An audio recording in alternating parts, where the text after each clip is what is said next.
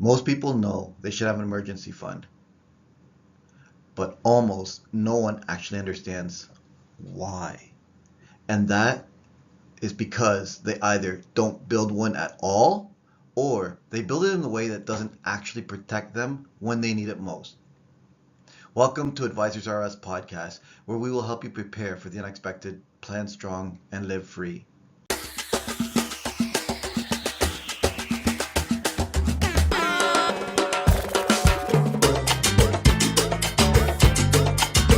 Now, when people hear the words emergency fund, they usually think something simple. They think, okay, I just need to save some money on the side.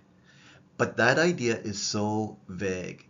And when everything is vague, it doesn't get done consistently because some money could mean anything. It could mean $50, it could mean $500, it could mean whatever is left over, if anything is left over. And when something depends on what's left, it usually ends up being nothing because life always finds a way to use that money somewhere else. So the first problem isn't discipline, it's lack of clarity. Let's reset this completely. An emergency fund is not a luxury. It's not something extra. It's not something you do once everything else is perfect. It's a requirement because life does not wait for you to be ready. It doesn't check your bank account first. It doesn't ask, is this a good time? It just happens. Your car breaks down, your hours get reduced, an unexpected bill shows up. Something in your home needs to be fixed.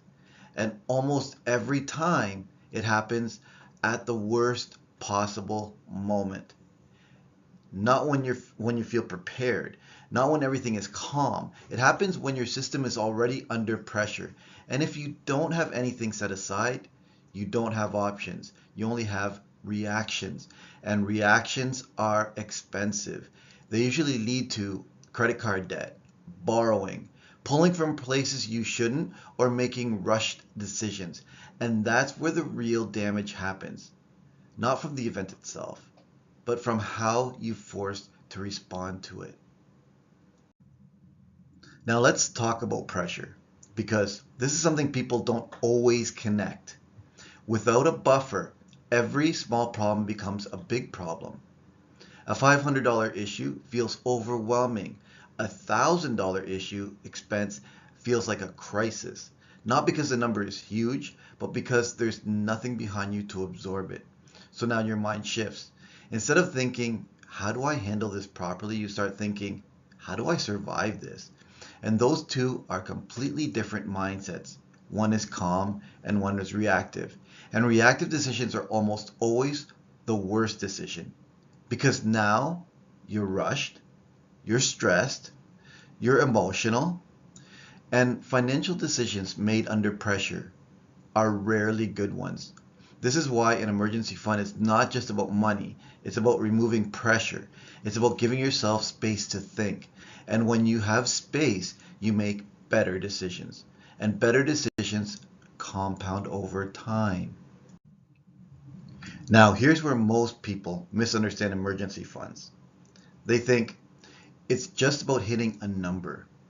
3 months of expenses, 6 months of expenses, and those are common guidelines. But they're not the full picture because those numbers don't mean anything without context. Your situation matters. Your income stability matters. Your responsibilities matter. Your lifestyle matters. Someone with stable, guaranteed income may need less. Someone with variable income may need more. A single individual has different structure than a family with children. So if you're just chasing a number, you're missing the purpose. And the purpose is protection. Your emergency fund is there to protect your cash flow, your lifestyle, your stability. It's not just a savings account. It's a buffer between you and chaos. This is where the shift needs to happen. Your emergency fund is not separate from your financial plan. It is your financial plan. It's part of your foundation. Before investing, before upgrading your life, before taking on new responsibilities, You need protection because growth without protection is exposure. And exposure is what creates setbacks. I've seen how people grow quickly, increase their lifestyle, start investing, but they skipped protection. And when something went wrong, everything had to be undone. That's not growth, that's instability. Real progress is protected progress. So now let's bring this into something practical. Where do you actually start? You start with awareness. You need to know your real numbers. What are your fixed expenses every month?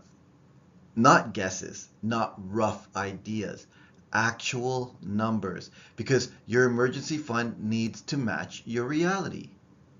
Then you build gradually, not perfectly, not all at once. Consistency over time. Even small contributions matter. Let me repeat that. Even small contributions matter because what you're building is not just an amount, you're building a habit, and habits are what create long-term stability. Then you keep it accessible. This is not an investment account. This is not something you hide away. This is something that needs to be available when life happens. Because if it's not accessible, it's not serving its purpose. So now let's bring everything together. If you don't have an emergency fund right now, you're not behind, but you are exposed, and exposure creates stress. So instead of trying to move faster or jumping straight into investing, start with protection. Because once you have that buffer in place, everything changes. You think clearer, you make better decisions, you stop reacting emotionally, and you start to feel in control. And that's what this is really all about. Not just money, but control over your life when things don't go as planned. Preparing for the unexpected. Plan strong, live free.